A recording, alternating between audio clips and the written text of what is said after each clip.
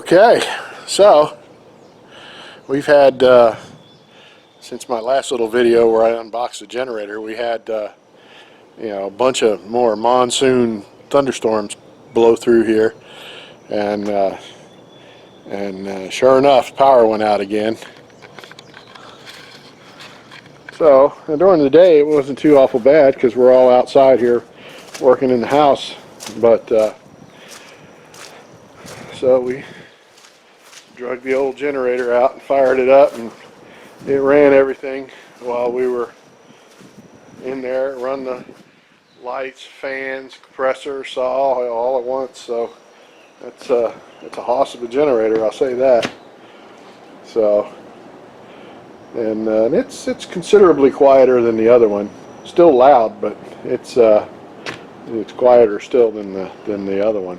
So anyway, not happy about having to drop a little over $900 unexpectedly, but we needed it. Anyway, there it is. As well, give you a little grand tour of the house here before it gets too dark again.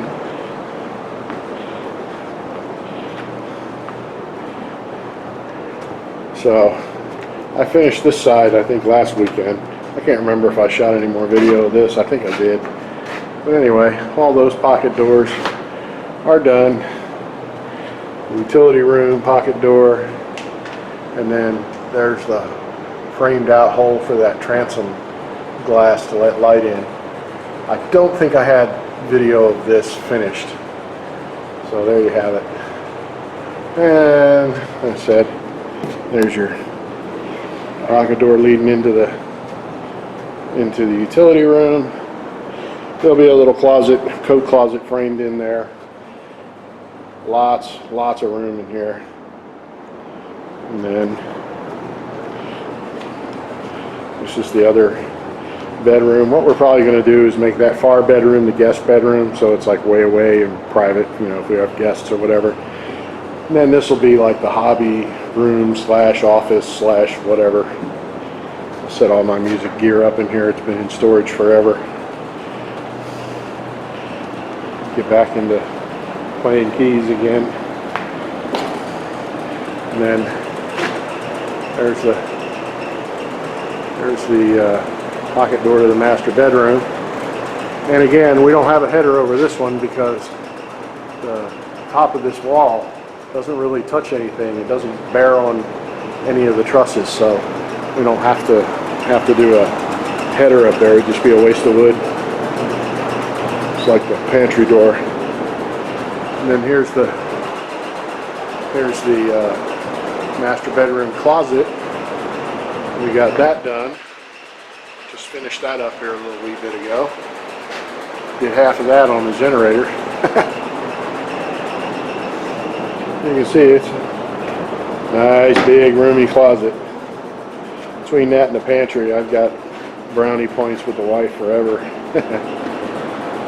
And you see we centered the door in the closet, so there'll be hangers, a hanger bar and a shelf on each side, so it'll be kind of, his and hers-ish.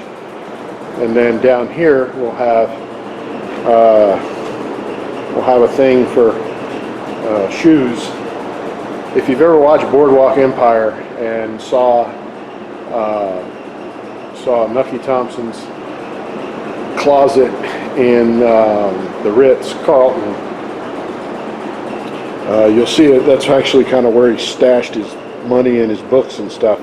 They're like little slanted shelves, and that's where your shoes were, and different levels, and go down to the floor or whatever. I may do something like that for here. Hidden compartments notwithstanding. And now I'm getting ready to start on the master bathroom here. I'll do the same. I'll center the door on the inside of the bathroom, so we'll have this side. We'll have the vanity, privacy wall, toilet, and then this side we'll have the big giant walk-in shower up here in this corner, and I'm not even going to begin to try to describe it, but once you see it, you'll understand how we're going to make it. And then there'll be room enough here at some point in the future for a clawfoot tub, if we can ever find one reasonable. So it's going to be kind of sort of modernish slash country-ish slash, you know, old-timey all at the same time. So anyway, that's it for now. So I'll come back later when I got more done. Stay tuned. Okay, so it's been about a half an hour since the last clip. And we've got more rain.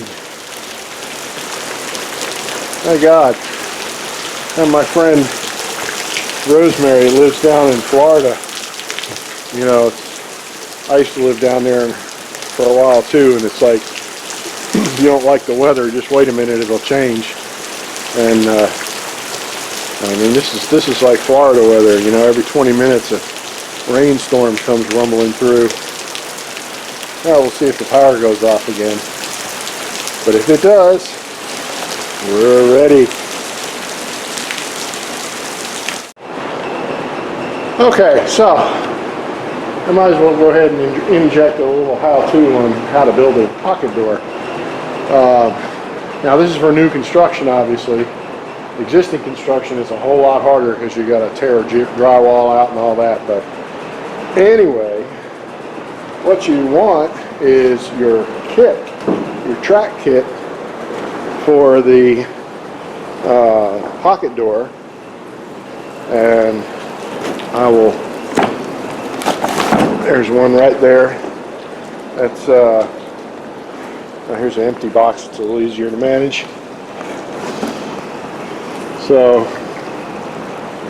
it's up to a 36 inch, and it comes complete with all the goodies, and we'll get to the goodies in a minute. But most importantly,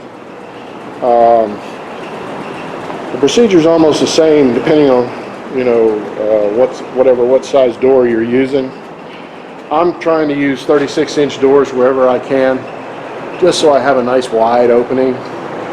But you'll see that they'll do anything down to a 24 inch door. You just have to trim the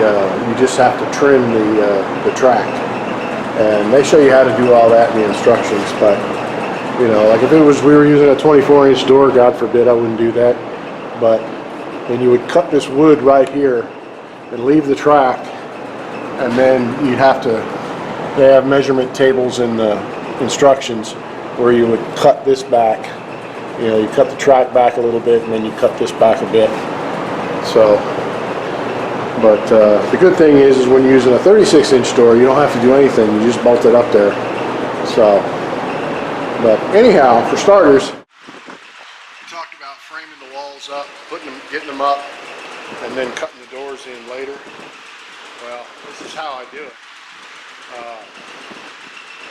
Basically, you know, the wall will be framed up with all its studs on 16-inch centers, just like any of these walls.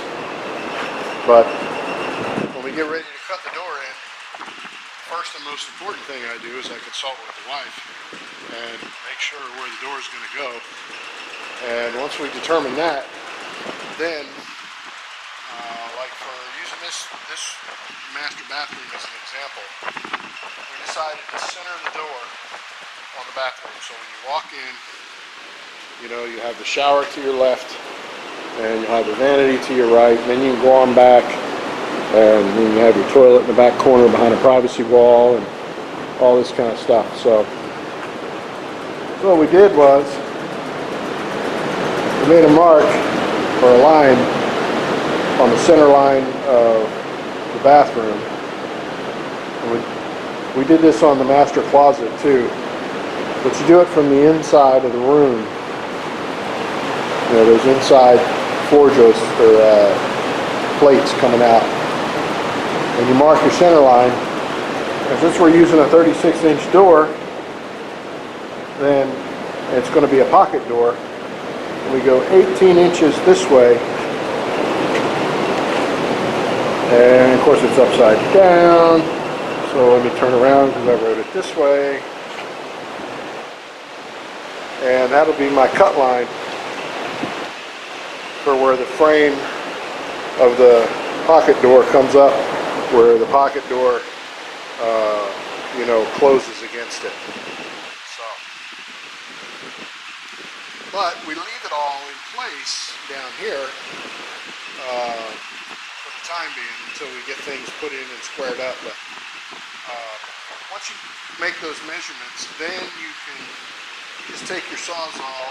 There's my sawzall, there it is, with a thin metal cutting blade, and it'll just go right underneath, run across the top of the plate there, and it'll run right across and just cut through those nails. And then you just pull the stud out, and you'll just pull out of the nails that are up in the top of the plate, and we'll cut those off later, and then nail in our new cripples above the header there. So you need to frame your rough opening. So to do the rough opening for a 36-inch pocket door, we'll cut two pieces of 2x4 at 82.5 inches. Now, you do that because you want the rough opening pieces here to sit on top of the plate, okay? And then you don't put your face plate that the door will actually jam against. You put that in at the very end, and you'll see that it goes all the way down to the floor. But the rough opening, which is that one right there, you'll notice it sits on top of the plate. And what that does is that, number one, it gives you a good firm surface for that rough opening support stud to sit on, rather than bearing straight on the floor. So, and then you just put your closure all the way down to the floor so it looks pretty. And then plus two, you've got a little wiggle room there. You'll see where I adjusted that out a little bit to plumb it up. It's not exactly even with the plate, but that's okay. That'll all be hidden behind drywall. So, and then you'll see that the closure plate comes up and goes right up under here. And then this is what that's what your door closes against. So, anyway, so far we've cut two pieces at 82.5, and then when you add the 1.5 inches of the bottom plate, that gives you your 84-inch tall rough opening. And then you cut another piece at 76 inches, okay, and that goes over the initial, the 82.5-inch piece, okay, and then of course our header will sit on top of that. And that gives you your 73-inch, width, rough opening width. So over here, we're at the chop saw here. I've measured 76. And then, because I'm a little silly, I go ahead and I mark the pieces of wood so I know what they are. It's at 76. And then I cut it. So, since I'm cameramanless, you're not going to be able to see me cut it, but... Okay, so then you nail your rough opening together like so. Now, I'm fortunate enough to where I have a nail gun, which greatly simplifies the process, but it doesn't matter. You can hammer, use regular nails too. So, and I use glue-coated sinkers, so they'll, the force of the nail going in heats the glue up and actually glues the nail in so they won't back out. And then what we'll do is we'll stand this opening up in the doorway or on the plates, plumb it up, nail it in place, and then start setting our headers. Now, what I usually do to make the job a little easier is I'll nail a pre-cut along the outside, this outside edge here, to where it goes all the way up to the top. That makes life a little bit easier. And usually you can do that on both sides, and because it's very rare that the door opening actually lines up perfectly against the stud. And what I mean by pre-cut is it's like, I forget what they are. It's not 102, it's something else, because we're using 10-foot ceilings. So, but what you have to account for is those two top plates and one bottom plate. So a pre-cut stud would be 10 foot minus the thickness of 3 2x4s, which is 4.5 inches. So 10 foot's 120 minus 4.5 inches, whatever that is. So, and if you're going into the project knowing you're going to have 9-foot ceilings, 10-foot ceilings, you know, I don't think hardly very many people use 8-foot ceilings anymore, but you know, they make pre-cuts for all of them. So, which I know an 8-foot pre-cut off the top of my head, it's 92 5/8 versus 96. So anyway, it just makes the work go a lot quicker because you can just nail them all together knowing they're already pre-cut. So anyway, okay, so I've set the bottom of the jamb side where the door is actually going to close, because the door is going to close this way, so it'll open to the left. And I've nailed it down there at the bottom, but I've left this undone up at the top. Now we're going to put our headers in and all that good stuff, but we're not going to put our cripples in till last. And I'm going to leave that undone at the top so I can plumb this jamb. And I'll explain why that is here in a minute.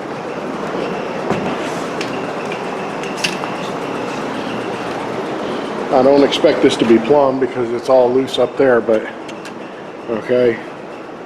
What do you know about that? That's actually pretty close. But see, you would say, okay, that's plumbed because it's inside the lines. But technically, you know, that's plumbed too. But then you have a gap down here at the bottom, and your door won't line up. You know, it'll be, I'm exaggerating, but it'll be cockeyed like that, where it'll hit at the top and have a gap at the bottom. So that's why we leave that undone and adjust it at the very end.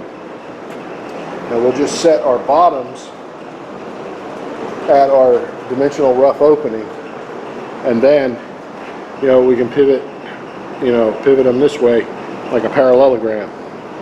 So anyway, you'll see more as we understand more of it as I get a little further along. I still have to put the pre-cut in on that side and set that one and nail it down. But anyway, okay, so the next step, once we, like I said, we got our rough opening kind of sort of framed up there, and we bust open the track kit. So when you do that, what you have is, of course, these are little bits and bobs for the little skinny studs, quote unquote. But here's the main track assembly, and that's set up exactly for a 36-inch door. And then you've got your 4 little metal backed mini studs. They have a little piece of wood in there, so when you put your drywall up, you know, you got something to screw into. And then on the end there, they got all the rest of the bits and bobs, the little rolly trolleys and screws and whatnots and instructions in there. But what we're interested in here right now at this moment is this track piece right here. Now, for the average Joe, they have this little bracket mounted in here. I don't use them because I put a stud right here, but you know, technically you would screw that into your stud and then you can adjust it up and down and so forth or whatever to level it. But I just make mine level to begin with, and then I don't have to worry about adjusting them. So that's more likely for, you know, more for you know, existing work. You're cutting into a wall and putting a pocket door in or something. You want the ability to be able to tweak and adjust and all that. Here, since it's new construction, we have the luxury of being able to make it right without having to, you know, deal with that. So now what we're going to do is I'm going to take this out and I'm going to drill a hole here and here and then back here, and that'll screw up into that overhead there. So that way we're ready to go with it. And stay tuned.